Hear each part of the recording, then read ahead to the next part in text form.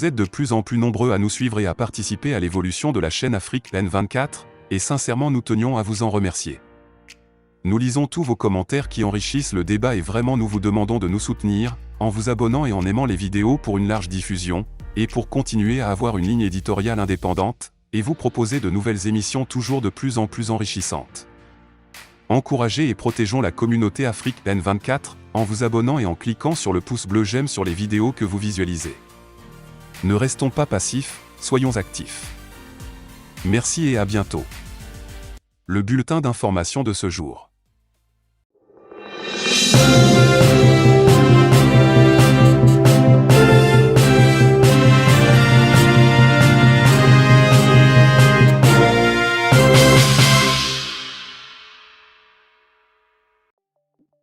Niger. Le général Tiani avertit sur les conséquences d'une intervention militaire au Niger. Face à la possibilité d'une intervention militaire de la CEDEAO au Niger pour rétablir le président déchu Mohamed Bazoum, le général Abdourahmane Tiani, le nouveau président du gouvernement de transition, a émis un avertissement clair quant aux conséquences d'une telle action. Dans un message adressé à la nation, le général Tiani a mis en garde la CEDEAO contre les répercussions d'une éventuelle attaque militaire contre le Niger dans le but de remettre Bazoum au pouvoir. Il a souligné que le déclenchement d'une guerre contre le Niger aurait des conséquences dévastatrices pour toute la sous-région ouest-africaine. Il a également exprimé son souhait de ne pas être impliqué dans un conflit avec ses pairs d'armée de la sous-région, avec qui il a collaboré pour garantir la sécurité régionale. Le général Tiani a mis en garde en affirmant que si une telle attaque était lancée, des millions de Nigériens se dresseraient contre elle. Il a déclaré « Si une attaque devait être entreprise contre nous, ce ne serait pas la promenade de santé que certains semblent penser. » Le président a souligné l'importance d'une solution pacifique et d'un dialogue entre les Nigériens pour résoudre la crise politique en cours. Il a appelé au calme et à la recherche d'une solution durable qui respecte les intérêts de toutes les parties prenantes. Nigériennes, Nigériens, mes chers compatriotes, depuis le 30 juillet dernier, nous vivons dans notre chair les sanctions d'une ampleur sans précédent prises contre notre pays, le Niger, et son peuple suite aux événements du 26 juillet 2023.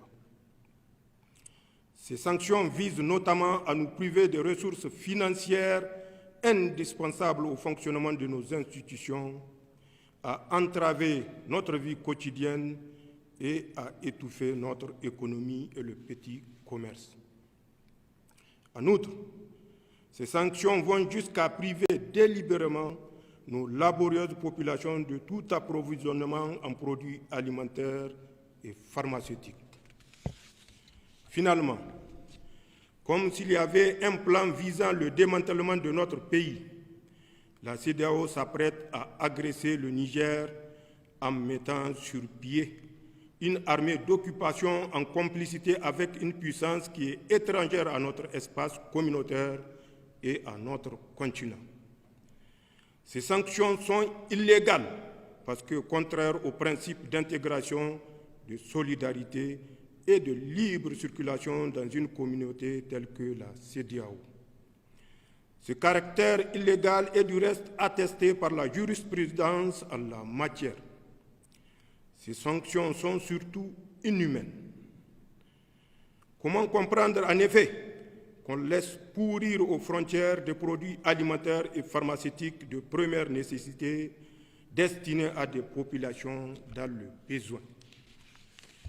Comment comprendre que l'on impose à des populations des sanctions qui vont jusqu'à les priver de courant électrique en laissant les malades mourir dans les hôpitaux?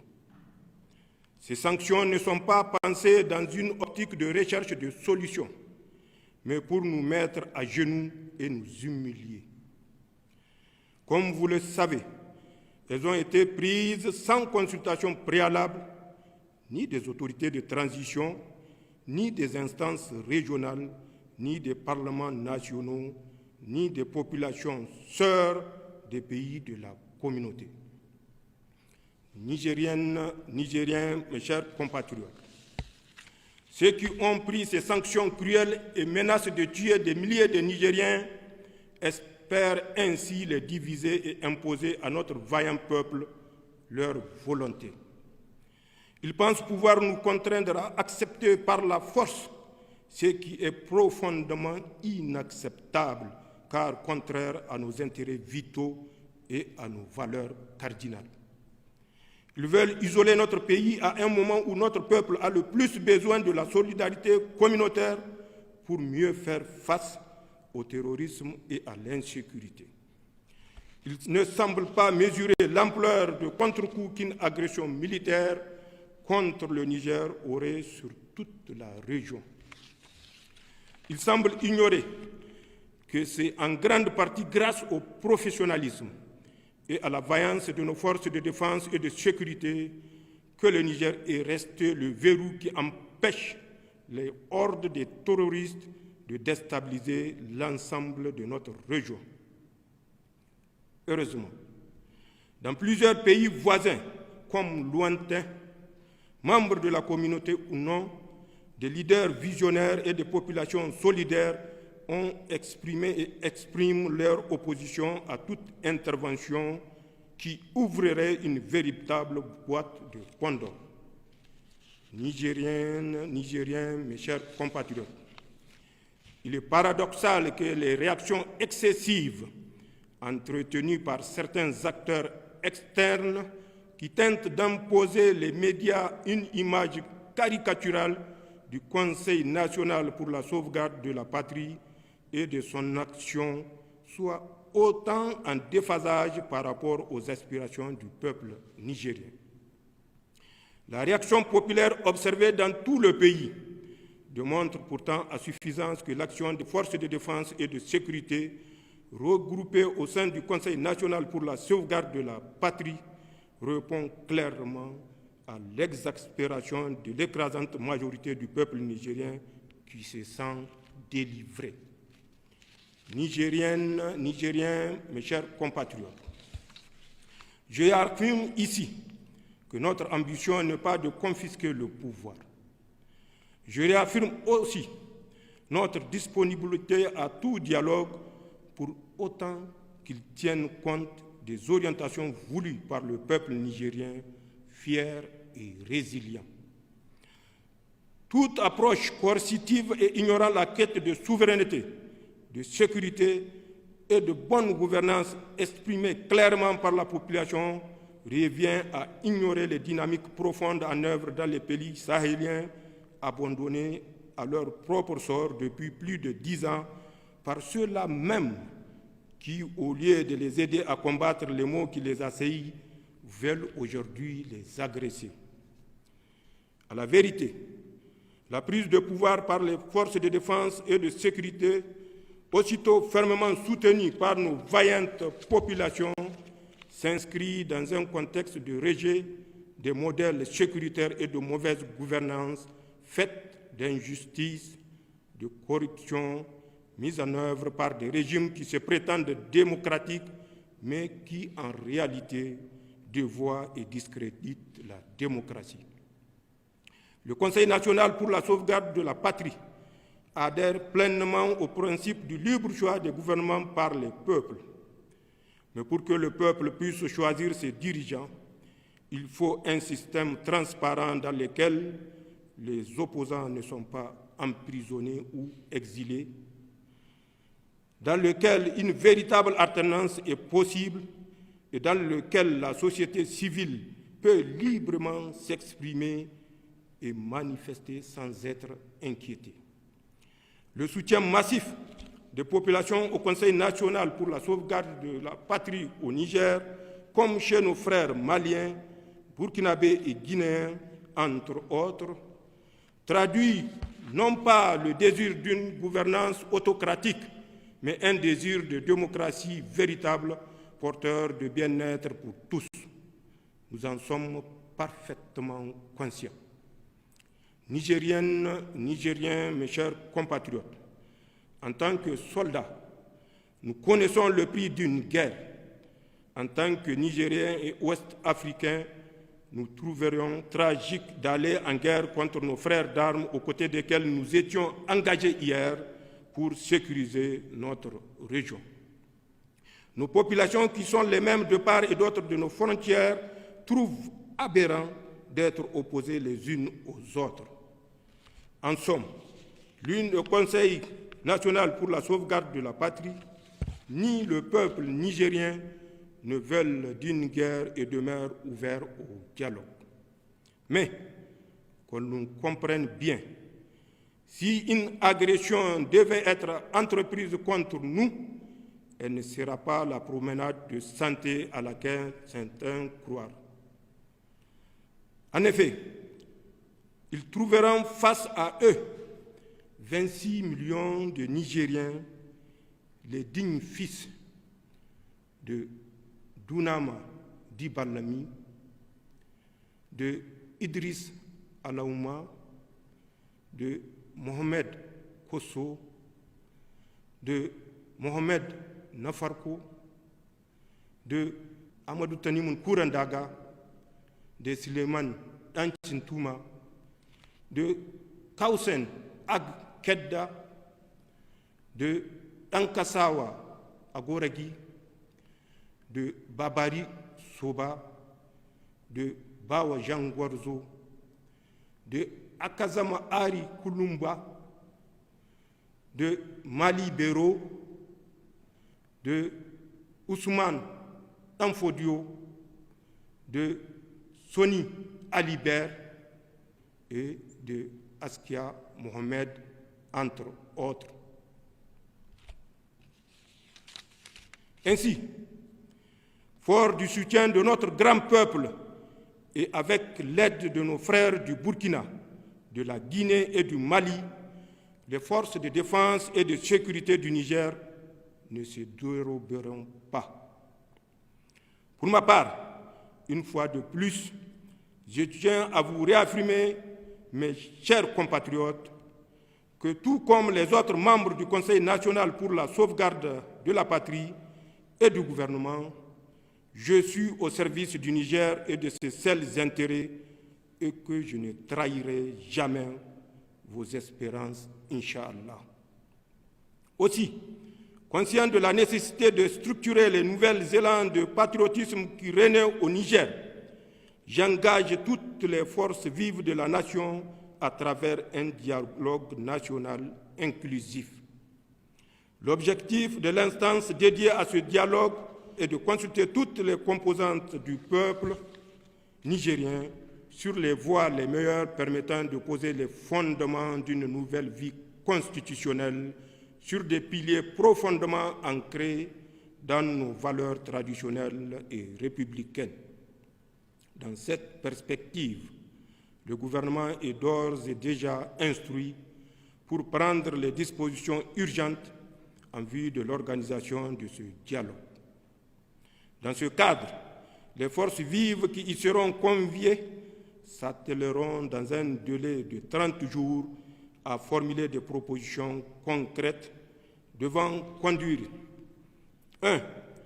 À définir les principes fondamentaux devant régir notre transition. 2. À définir la priorité de la transition dont la durée ne saurait aller au-delà de 3 ans. 3. À définir les priorités nationales durant la transition. 4. À appeler les valeurs fondamentales devant guider la refondation de la République. Nigériennes, Nigériens, mes chers compatriotes, c'est donc entre Nigériens et dans le cadre du dialogue fraternel que nous allons trouver, j'en suis convaincu, les solutions adoptées à tous les défis qui se posent à nous. Accompagnés dans notre élan de sortie de crise, et ce, dans l'intérêt de tous. Vive le peuple nigérien, vive le Conseil national pour la sauvegarde de la patrie et le gouvernement de transition, vive le Niger, je vous remercie. Appel au dialogue et à la transition au Niger. Le général Abdourahmane Tiani, désormais à la tête de l'État nigérien, a prononcé un discours à la nation pour appeler au dialogue et pour évoquer la perspective d'une transition politique. S'adressant à ses compatriotes, Tiani a annoncé la mise en place d'un dialogue national inclusif impliquant les forces vives de la nation. Il a souligné l'importance de structurer le nouvel élan de patriotisme qui se manifeste au Niger. Je demande à toutes les forces vives de la nation de participer à travers un dialogue national inclusif, a-t-il déclaré. Ce dialogue a pour objectif de consulter toutes les composantes du peuple nigérien afin de poser les bases d'une nouvelle vie constitutionnelle ancrée dans les valeurs traditionnelles et républicaines du pays. En ce qui concerne la transition politique, le général Tiani a expliqué que les participants au dialogue devront formuler des propositions visant à définir les principes fondamentaux de cette transition. Il a précisé que la durée de cette transition ne dépasserait pas 3 ans. Cette déclaration vise à établir un nouvel ordre constitutionnel tout en respectant les aspirations et les valeurs du peuple nigérien. Dans cet environnement politique en évolution, le Niger cherche à trouver une voie pacifique et concertée pour façonner son avenir politique et constitutionnel. Crise au Niger. Le Mali et le Burkina Faso déploient des avions de combat au Niger. Face à la crise en cours au Niger, le Mali et le Burkina Faso ont pris une décision significative en déployant des avions de combat pour apporter leur soutien au Niger. Cette démarche intervient dans un contexte où une éventuelle intervention militaire des pays membres de la Communauté économique des États de l'Afrique de l'Ouest, CEDEAO, suscite des préoccupations. Dans un acte démontrant leur solidarité envers le Niger, les deux pays ont décidé de mettre en œuvre leur parole en engageant des moyens militaires. Cette action vise à contrecarrer toute éventuelle intervention militaire planifiée par la CEDEAO. Une diffusion télévisée émanant de la télévision d'État nigérienne a souligné la collaboration entre le Mali et le Burkina Faso pour soutenir le Niger, en déployant des avions de combat à l'intérieur des frontières nigériennes. Le reportage a explicitement mentionné que le Mali et le Burkina Faso ont pris des mesures concrètes en déployant des avions de guerre, prêts à répondre à toute menace contre le Niger. Les avions en question sont identifiés comme des avions de chasse Super Tucano. Au cours d'une réunion des chefs d'état-major des pays membres de la CEDEAO tenue au Ghana, la date exacte de l'intervention militaire imminente au Niger n'a pas été divulguée. Cependant, l'organisation a affirmé que ses forces armées étaient préparées à agir des réceptions de l'ordre. Le Burkina Faso et le Mali ont déjà manifesté leur soutien au Niger en exprimant leur opposition à l'opération militaire prévue par la CEDEAO. Une déclaration commune de ces deux pays a averti que toute intervention serait perçue comme une déclaration de guerre envers le Burkina Faso et le Mali. Ces développements interviennent après le départ forcé du président nigérien, Mohamed Bazoum. Le général Abdourahmane Tchiani, ancien commandant de la garde présidentielle du Niger, est devenu chef d'un gouvernement de transition le mois précédent, renforçant ainsi les enjeux politiques dans la région. Le Burkina Faso menace de se retirer de la CEDEAO en cas d'intervention militaire au Niger. Il ne serait pas logique qu'au sein d'une communauté faite pour que nous vivions ensemble, nous commencions à nous créer des embarras inutiles, a déclaré le ministre burkinabé de la Défense. Le climat de tension autour de la crise politique au Niger s'intensifie alors que le Burkina Faso brandit la menace de se retirer de la Communauté économique des États de l'Afrique de l'Ouest, CEDEAO, si cette dernière devait intervenir militairement dans les affaires du Niger. Lors d'une déclaration récente, le ministre burkinabé de la Défense, Kassoum Koulibaly, a exprimé cette position avec fermeté. Il a déclaré « L'agression nous l'attendons ». De toute façon, nos chefs d'État l'ont déclaré, nous sommes prêts à soutenir le Niger. Nous sommes même prêts à nous retirer de la Communauté économique des États de l'Afrique de l'Ouest, parce que nous trouvons qu'il ne serait pas logique qu'au sein d'une communauté faite pour que nous vivions ensemble, nous commencions à nous créer des embarras inutiles. Cette prise de position survient alors que la CEDEAO envisage la possibilité d'une intervention militaire au Niger après que l'armée a écarté le président Mohamed Bazoum. Lors d'une réunion des chefs d'état-major des pays membres de la CEDEAO au Ghana, il a été déclaré que les forces militaires de l'organisation étaient prêtes à intervenir dès que l'ordre serait donné pour rétablir l'ordre constitutionnel au Niger. Le ministre burkinabé a également réitéré le solide soutien de son pays envers le Niger face à toute forme d'agression. Il a mis en garde contre les conséquences potentielles de l'intensification des activités des groupes terroristes dans la région si le Niger plongeait dans le chaos. Kassoum Koulibaly a également critiqué les récentes sanctions imposées par la CEDEAO au Niger et a exprimé son désaccord envers la perspective d'une intervention militaire dans ce pays. Cette position met en lumière les divergences au sein de la CEDEAO concernant la gestion de la crise politique au Niger. Le Burkina Faso, tout comme le Mali, s'est positionné du côté des militaires qui ont renversé le président Bazoum. Cette position a suscité des inquiétudes quant à la cohésion et à l'unité au sein de la CEDEAO, mettant en évidence les défis auxquels l'organisation régionale est confrontée pour parvenir à une réponse unifiée à la crise en cours. Niger CEDEAO. l'Algérie renouvelle son désaveu envers la CEDEAO à travers un message clair.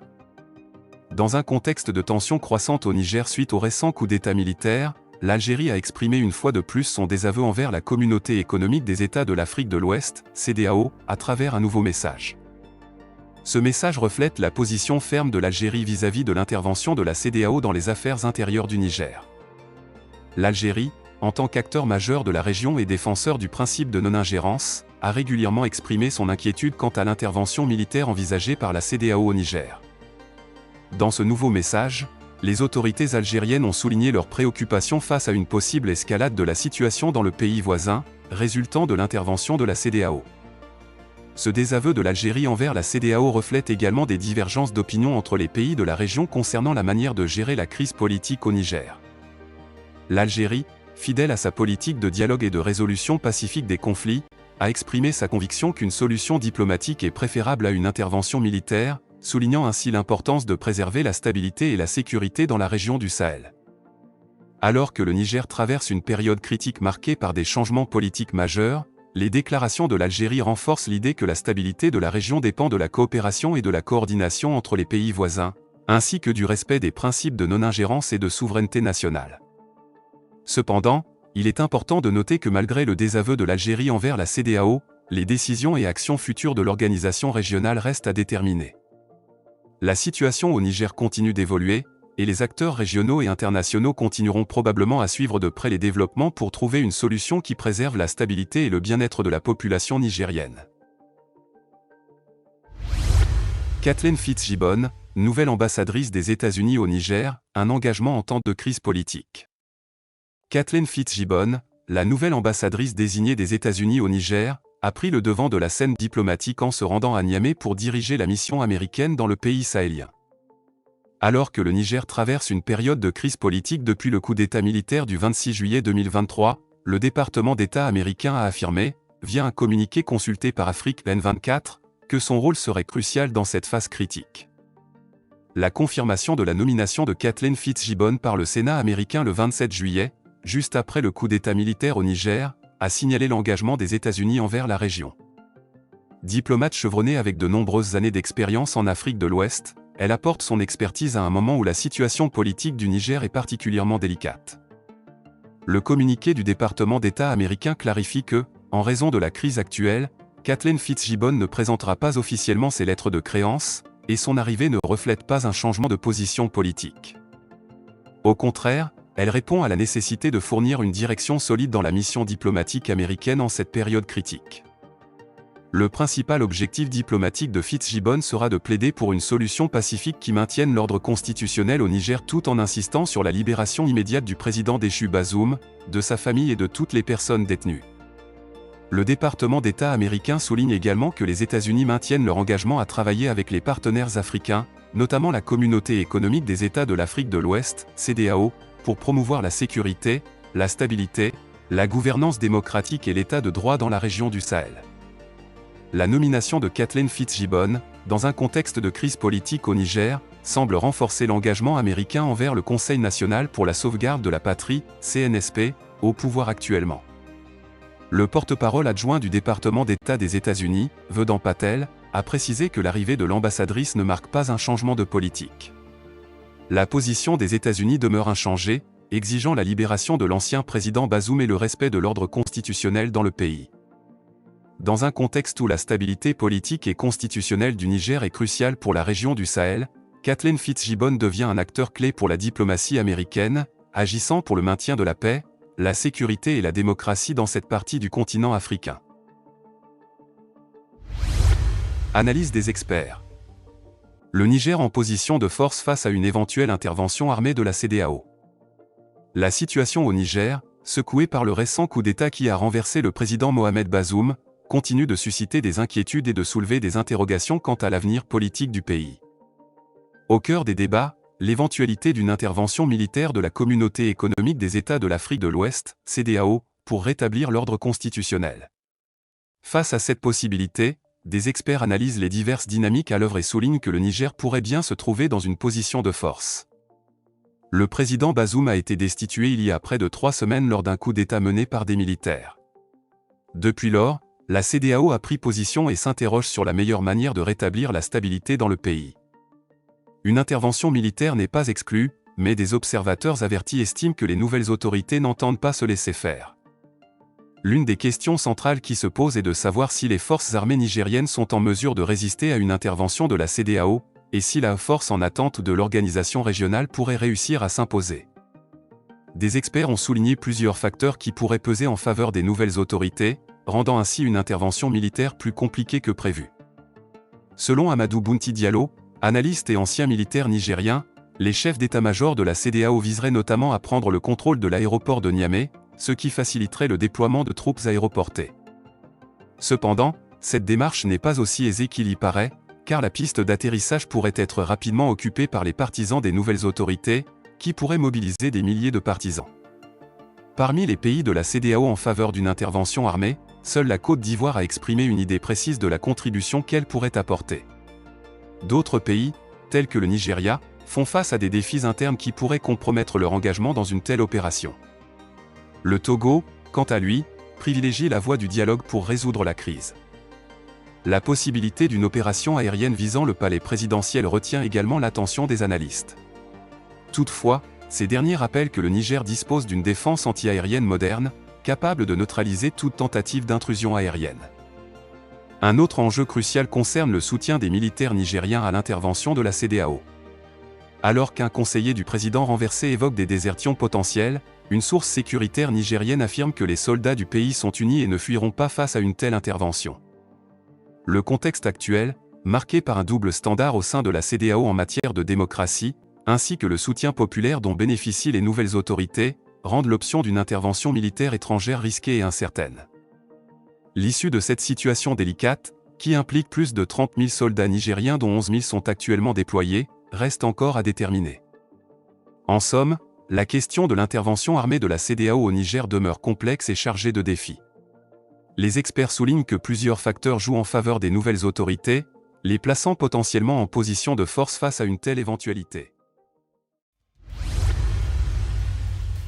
Likez la vidéo si ce n'est pas déjà fait. Laissez aussi votre point de vue en commentaire.